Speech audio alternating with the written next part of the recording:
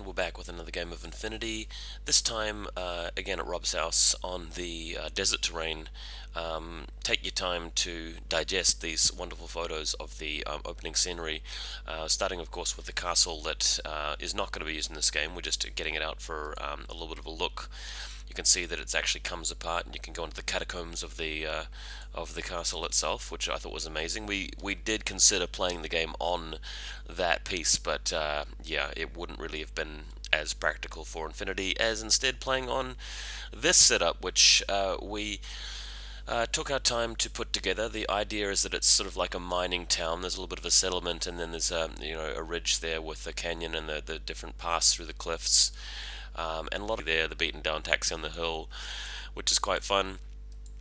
So you guys, I hope you guys are really enjoying this terrain. Rob has done a really good job. This is one of his main hobbies, is just building this terrain, and I feel especially privileged to be able to come over and play with him. It takes half an hour for me to drive to his house, but it's worth it because we got the two games in, this game and the previous game in the space station. If you haven't watched that already, go back and watch it now. It's on YouTube there.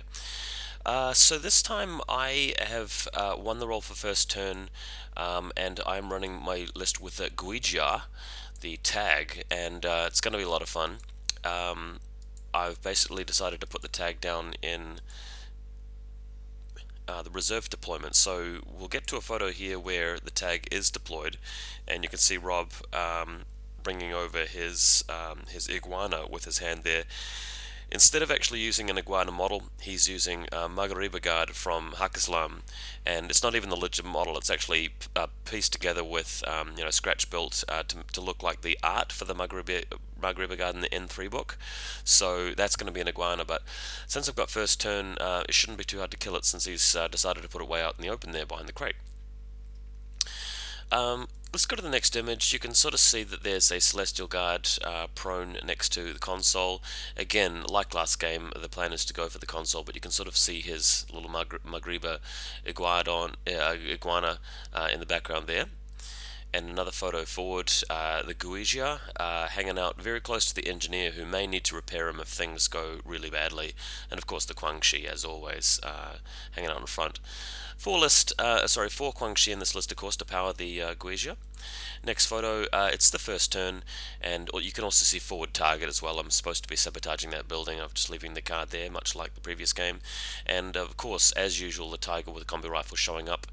I've got the Tiger with Spitfire in the mail, and I'm definitely going to be using him soon, but for now it's the Tiger with combi rifle. What happens here is he moves forward and attempts to shoot the iguana.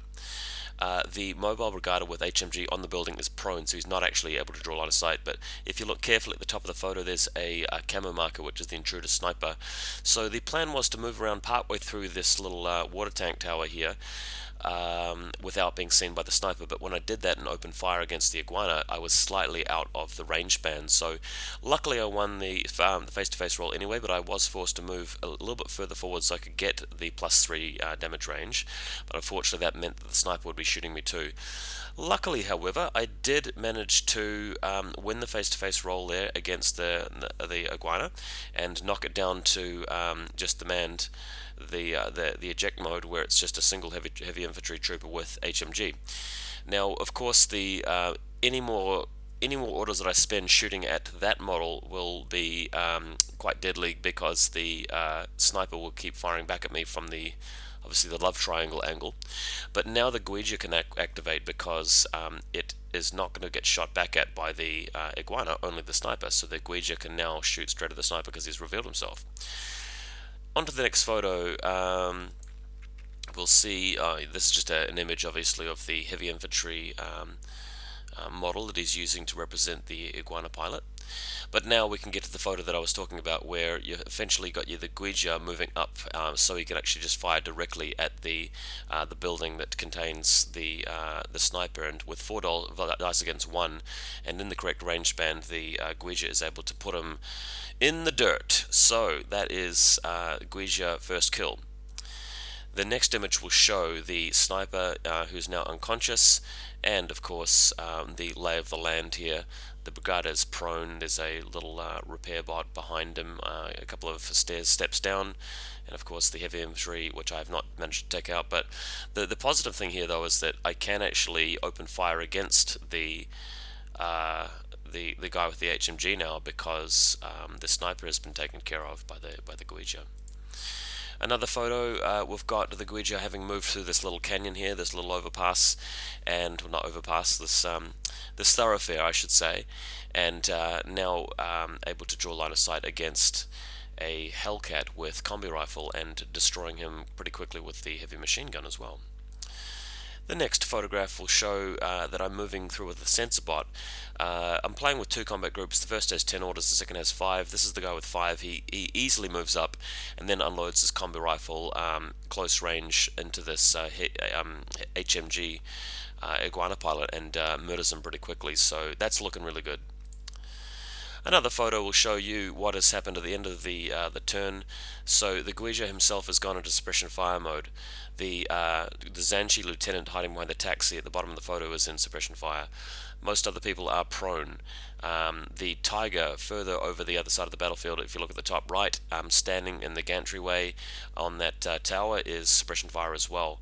And I've got the Zanji hacker, the Shangji hacker behind a piece of cover as well. So it's looking good.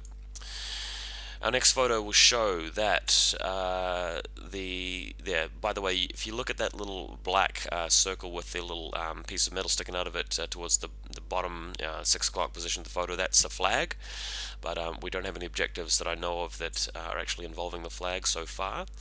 And one of the Guangxi has taken the console. To the left of the photo you can see the green token on it. Our next photo will show that an intruder hacker has appeared. He's come out of camo mode. The Guija has discovered him, but he manages to keep dodging away out of line of sight of the Guija. And what will happen next is that he will move in closer to within 8 inches, as this next photo shows, and attempt to possess the Guija, who unfortunately does not manage to beat this off with the repeater, the reset. And if you notice any difference in the photos now, the camera ran out of battery, so I switched to my cell phone, and I actually feel like because it's a newer piece of hardware, the cell phone's actually the photos probably look better for the cell phone, even though it's a completely different piece of it's not actually specifically designed for that role. It's obviously got a camera in it, but it's a multi-function tool, so better, and the colors come out better. Our next photo shows the tag has been possessed. He comes back down through the canyon and opens fire against the Guangxi, which dodges the flamethrower and turns around. And this is looking pretty scary. Of course, the tag only has a limited profile when he is possessed, and my opponent does have to spend a lot of orders doing this, and he's running pretty short. And of course, I will have a chance to hack him back and exercise him next turn. Our next photo will show the Guija walking into close combat and killing the Guangxi, who blows up, and of course the Guija passes the armor save there. But it was scary stuff for a little while. Luckily my opponent didn't have quite enough orders to wreck my entire back line with this. Our next image will show the Guangxi on the other side of the battlefield getting their impetuous moves. One of them is moving close to the stairway there. And luckily, because I've taken out all of the long range stuff in the building, the Guangxi are just going to be able to move up the stairs and attack that Brigadier.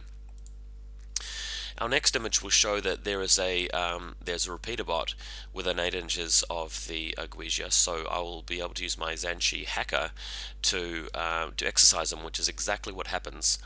Now, we realized that the Guija could actually see the Zanchi after we made the roll, so I successfully made a normal roll to exercise him, and he attempted to reset, rolled a 14 or something. Then we realized that he could have chosen to just shoot at the Zanchi hacker, so I don't know. I believe it's supposed to be simultaneously done and a face-to-face roll if that happens, but we only realized after the fact. So as a compromise, we agreed that the exorcism did come off, and he did shoot the Zanchi hacker anyway. It's not really what the rules permit, but we're having fun, so play on, keep it going.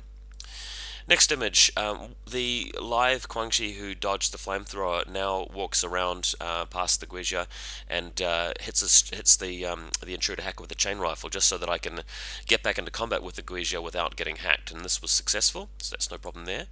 Next image, you can see the HVT model to the left, and the Guija then stomping his way around to the console and collecting another button mash with it, 1 point there on the console. Our next photo will show him going on a rampage, moving all the way over to the Nomad's deployment zone, hitting that model in the building with a flamethrower. Of course, he does manage to dodge, luckily, and goes behind cover. And then the Guija's having a bit of a firefight with the Alguacil up on the hill. If we hit the next image, he's going off with a flamethrower shot, and my opponent, I think, dodging out of the way of this. So, looking pretty good. Guija set up in the deployment zone now, and if he doesn't kill it, I'm depriving him of an objective point, because one of his objectives is to keep his deployment zone clear of enemy troops, while one of mine is to get a friendly model into the enemy deployment zone. So we'll see how that goes.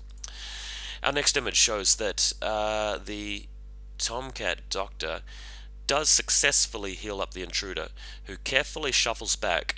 He can't stand up at the corner because there's too many guys on suppression fire down below, so he crawls back and prone behind the billboard barricade, and then stands up and then starts shooting at the Guija. Now this guy must have really gone into some sort of, super sniper mode here, because he just rolled crit after crit after crit and ended up killing the Guija. So if we hit the next photograph, the Guija is down. He's lost 4 structure points here, so that's more than enough to take him out. I forgot to unman the pilot, but I think at one point he took 2 hits anyway, overflowing to the pilot because of double action ammo. So there you go, Guija is down, and we've got a Zhangji on the hill here, which of course is being attacked by the Alguacil behind the building. But not too worried. In terms of attrition, game's still going pretty well. Our next image shows Kuang Shi moving up the stairs and attacking the mobile brigadier with a chain rifle. He gets shot back at with a flamethrower, and then he blows up, and still the brigadier's alive. After all of that, the mobile brigadier had taken 1 wound, but had managed to beat off the Kuang Shi, so good job to him. Next up, just showing a picture of him blowing up, so that's what's happening, just placing the marker down just for the photo's sake, but yep, Brigadier is still alive. Our next image, the Guilang Fort Observer comes out of camouflage mode, moves over to the high-value target, Mr. James, and does a willpower check to synchronize him. We forgot that an Alguacil could get line of sight to him, so that's a free shot, normal roll, but luckily I survived, and then shooting back with the combi rifle, he ends up dodging and goes behind the building. We realized later that that was actually his lieutenant, so had he not survived that, that would have been really bad. But that is the HVT synchronized and captured.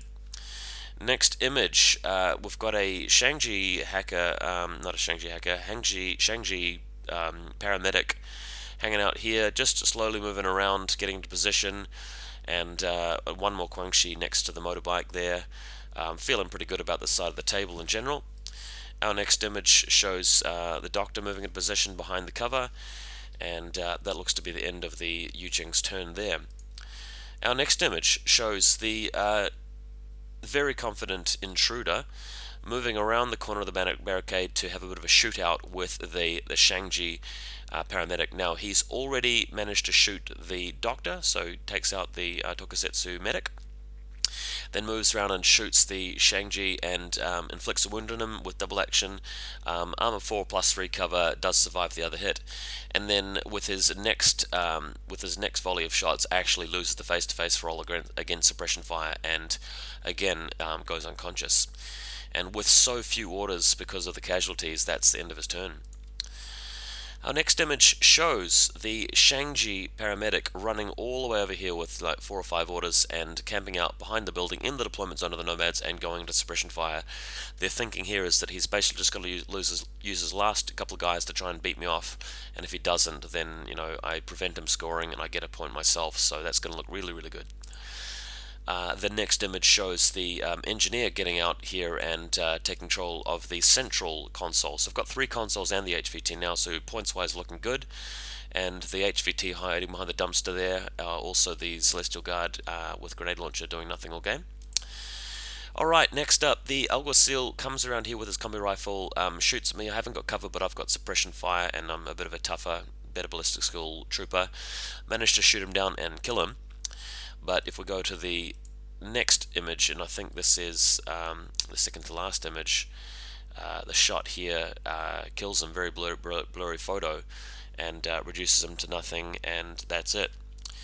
So, yeah, last photo, just an overview of the battlefield. A lot of stuff is dead, but I've got 3 objective points, and he's got 2. Can't remember what he scored the 2 for, but I've got all the consoles in the HVT, so that ends up being a victory for Yu Ching. And again, hope you guys love this terrain as much as I do. One last photo here is just going to show you my buddy's collection of spaceship stuff for models. He's got a lot of stuff there, as you can see, but really enjoyed hanging out and playing games. So see you guys next time. Don't forget to go onto Operation Flamestrike and hit the rate button and the commend button, please.